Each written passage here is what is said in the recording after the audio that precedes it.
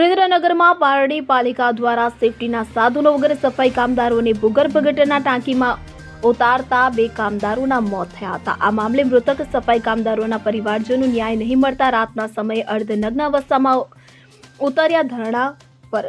તો આપણે જણાવી દઈએ કે ઉલ્લેખનીય છે કે ગત તારીખ 21 જાન્યુઆરી 25 પાટડીમાં ટાંકીમાં ઉતરેલ 2 સફાઈ કામદારોના ગેસ ગણતરથી મોત થયા હતા। ત્યારે સફાઈ કામદારોના મોત બાદ પાટડી પાલિકાના ચીફ ઓફિસર સેનેટરી ઇન્સ્પેક્ટર સામે પોલીસ ફરિયાદ નોંધવામાં આવી હતી, પરંતુ પોલીસ ફરિયાદ નોંધાયા બાદ પણ ચીફ ઓફિસર અને સેનેટરી ઇન્સ્પેક્ટરની ધરપકડ નહીં થતા મૃતકના પરિવારજનો નારાજ છે। ત્યારે મૃતકના પરિવારજનો પાટડી પોલીસ મથક પાસે અર્ધનગ્ન હાલતમાં ધરણા પર રાતના સમય બેસતા પોલીસ દોડતી થઈ હતી। કેસ પરત ખેંચવા દબાણ કરતા હોવાનો પણ પરિવારજનોએ આક્ષેપ કર્યો છે। ત્યારે હવે આ સફાઈ કામદારોના પરિવારજનોને ક્યારે ન્યાય મળશે કે નહીં તે સવાલ ઉઠી રહ્યો છે।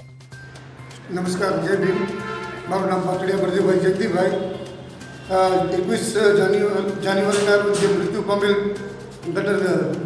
ગેસ ગટરમાં મૃત્યુ પામેલ જયેશભાઈ પાટડિયા તથા ચેતનભાઈ પાટડિયાના કાકા છેલ્લા હમણાં અઠવાડિયાથી નગરપાલિકા દ્વારા તેમના માણસ ડુંગરદાર ગઢવીને અવારનવાર અમારે ભાઈને નગરપાલિકા બોલાવવા માટે મોકલવામાં આવતા હતા।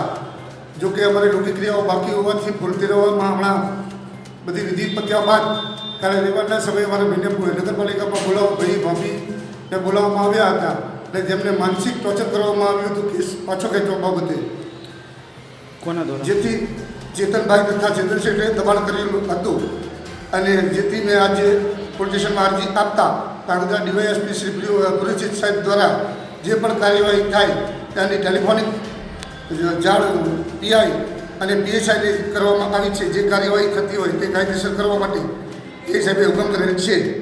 Bureau report CN24 news. હવે જુઓ દેશ દુનિયાની તમામ ખબરો તમારી આંગળીના ટેરવે। ઉઠાવો મોબાઈલ અને ગૂગલ પ્લે સ્ટોર પરથી ડાઉનલોડ કરો અમારી CN24 ન્યૂઝ મોબાઈલ એપ।